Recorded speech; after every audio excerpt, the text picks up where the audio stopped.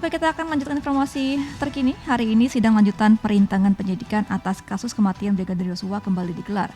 Sejumlah saksi dihadirkan untuk memberikan keterangan pada terdakwa Hendra Kurniawan, Agus Nurpatria, dan Baikuni.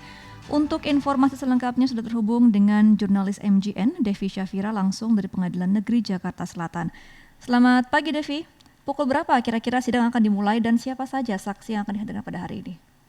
Pada hari ini, sidang terdakwa untuk Hendra Kurniawan dan Agus Nurpatria akan digelar sekitar pukul 9 waktu Indonesia Barat di ruang sidang utama. Sedangkan untuk sidang pada terdakwa Baikuni Wibowo akan digelar pada pukul 9:15 waktu Indonesia Barat di ruang sidang 3 dengan agenda pemeriksaan ahli dan saksi yang meringankan. Kemudian saksi dan ahli yang dihadirkan penasihat hukum untuk kedua terdakwa yakni Hendra dan Agus. Ada total 2 ahli meringankan dan 1 saksi meringankan. Ahli meringankan diantaranya yang pertama, ahli hukum tata negara yang bernama Margarito Kamis, yang merupakan pakar hukum tata negara lulusan Universitas Indonesia dan pertama kali dihadirkan dalam sidang obstruction of justice hari ini. Dan yang kedua ada ahli psikologi yang bernama Dr. Silverius Wiesuharto dari Universitas Pancasila, dan pernah menjadi saksi ahli dalam persidangan terdakwa Irfan Widianto pada Jumat 13 Januari lalu. Dan 1 saksi meringankan untuk terdakwa Hendra dan Agus, yakni Komjen Pol Ogroseno, mantan Wakil Kepolisian Republik Indonesia dan juga sempat menjabat sebagai Kadif Propam Polri pada tahun 2009 hingga 2010. Dan sidang keduanya nanti akan digelar bersamaan pada pukul 9 waktu Indonesia Barat di ruang sidang utama.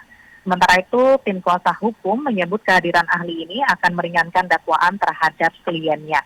Untuk terdakwa Baikuni nanti akan digelar pada pukul 9:15 waktu Indonesia Barat dengan ahli yang dihadirkan. Yang pertama ada ahli digital forensik yang bernama Hermansyah, kemudian yang kedua komputer forensik dan kriptografi Setiadi Yazid, yang ketiga psikiatri forensik Natalia Widianti, dan yang keempat hukum administrasi negara bernama Dian Puji Simatupang.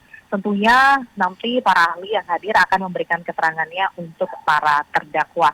Sementara untuk terdakwa Hendra, Agus, Baikuni, dan lain sebagainya, ini diduga terlibat dalam perintangan proses penyidikan dalam kasus pembunuhan berencana terhadap Brigadir Yosua, dan para terdakwa ini akan dikenakan pasal 49 Junto 33, pasal 48 Junto 32 tentang Undang-Undang ITE, dan pasal 221 ayat 1 KUHP Gemas.